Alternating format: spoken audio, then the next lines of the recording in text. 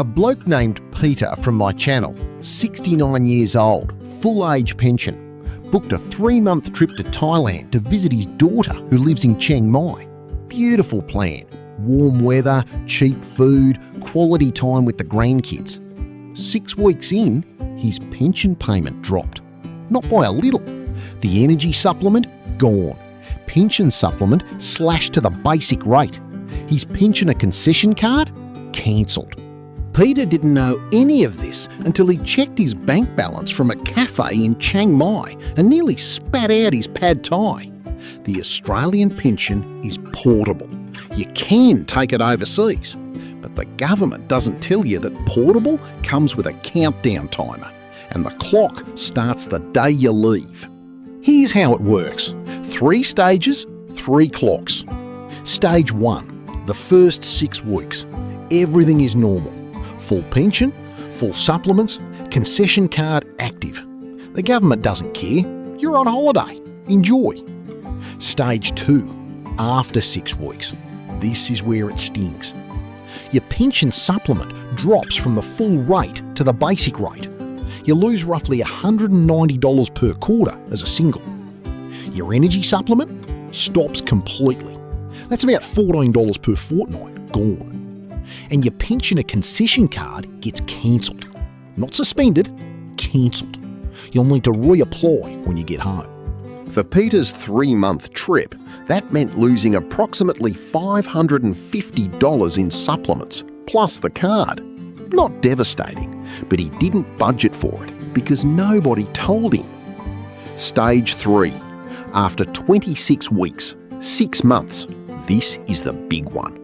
If you've been overseas for more than 26 weeks, Services Australia recalculates your pension based on your Australian working life residency. That's the total number of years you lived in Australia between age 16 and pension age, which is 67. If you've got 35 years or more of Australian residency in that window, your base pension rate stays the same, no change. But if you've got less than 35 years, say you migrated to Australia at 30, you get a proportional rate. 20 years of residency means you get 20/35ths of your pension. That's a 43% cut. A woman named Marina, born in Greece, came to Australia at 28, retired at 67.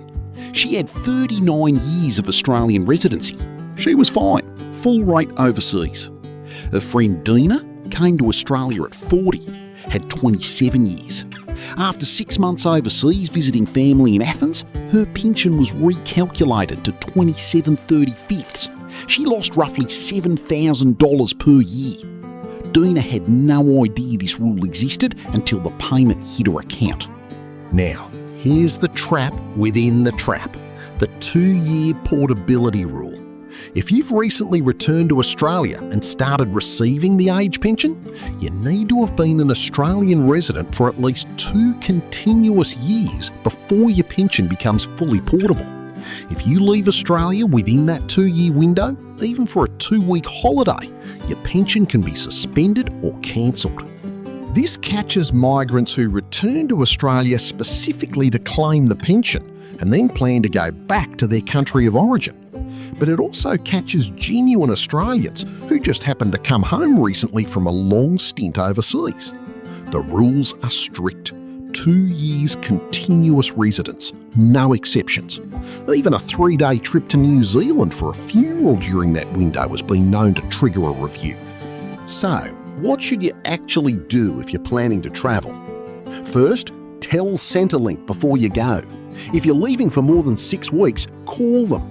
If you don't report it, they'll find out through immigration data anyway, and the correction could mean overpayment recovery. That's Centrelink taking money back from you. Second, plan your trips around the 6-week mark. A 5-week holiday?